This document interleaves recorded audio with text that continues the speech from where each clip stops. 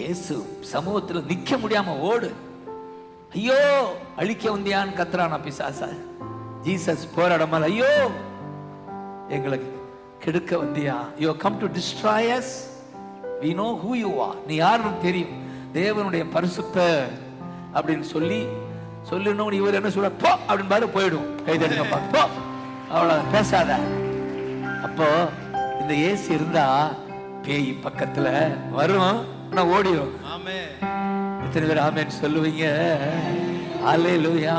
சாத்தானின் வலிமை வெல்ல, சாத்தானின் வலிமை வெல்ல அதிகாரம் எனக்கு தந்தா, அதிகாரம் எனக்கு தந்தா.